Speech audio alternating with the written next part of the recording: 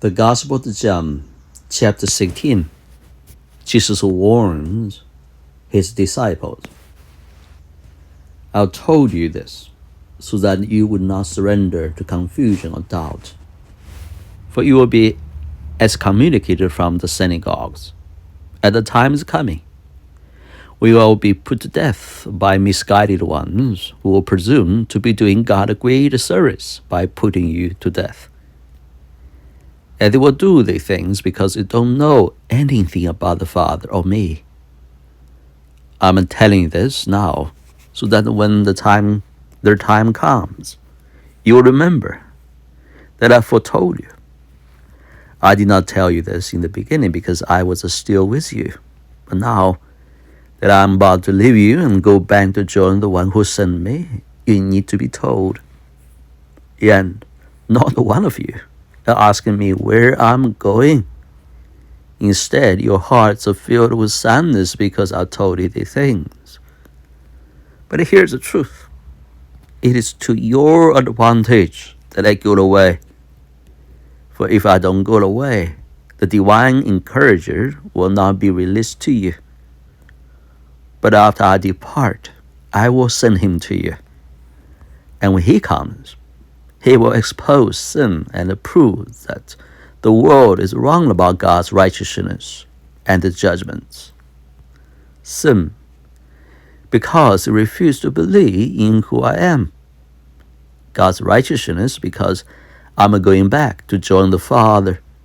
And your judgment, because the ruler of this dark world has already received his sentence. There's so much more I would like to say to you, but it's more than you can grasp at this moment. That when the truth-giving Spirit comes, he will unveil the reality of every truth within you. He won't speak on his own, but only what he hears from the Father. It will reveal prophetically to you what is to come. He will glorify me on the earth, for he will receive from me what is mine and reveal it to you.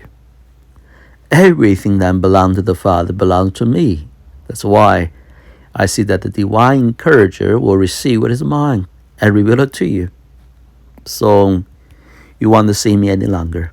But then after a little while, you will see me in a new way. Some of the disciples ask each other, what does it mean, soon you won't see me? And a little while later, and you will, a little while after that, you will see me in a new way. What does it mean? Because I'm going to the Father. So they keep on repeating, what's the meaning of a little while? We have no clue what it's talking about. Jesus knew what they were thinking, and it was obvious that they were anxious to ask him what he has meant. So he spoke up and said, let me make it quite clear. You will weep and be overcome with grief over what happens to me. The unbelieving world will be happy, while you will be filled with sorrow. But know this, your sadness will turn to joy when you see me again. Just like a woman giving birth experiences intense labor pains in delivering her baby, yet after the child is born, she quickly forgets what she went through because of the overwhelming joy of knowing that a new baby has been born to the world.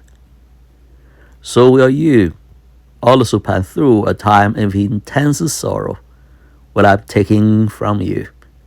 But you will see me again, and then your hearts will burst with joy, with no one being able to take it from you. For here is the eternal truth. When that time comes, you won't need to ask me for anything, but instead you will go directly to the Father and ask him for anything you desire, and he will give it to you, because of your relationship with me. Until now, you've not been bold enough to ask the Father for a single thing in my name, but now you can ask, and keep on asking him, and you can be sure that you will receive what you ask for. Your joy will have no limits. I have spoken to you using figurative language, but the time is coming when I will no longer teach you with willed speech, but I will teach you about the Father with your eyes unveiled, and I will not need to ask the Father on your behalf, for you ask him directly because of your new relationship with me. For the Father tenderly loves you because you love me and believe that I come from God.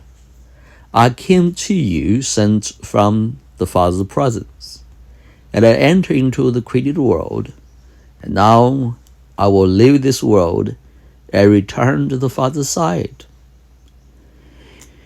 His disciples said, "At last you are speaking to us clearly and not using willed speech and metaphors. Now we understand that you know everything there is to know, and we don't need to question you further.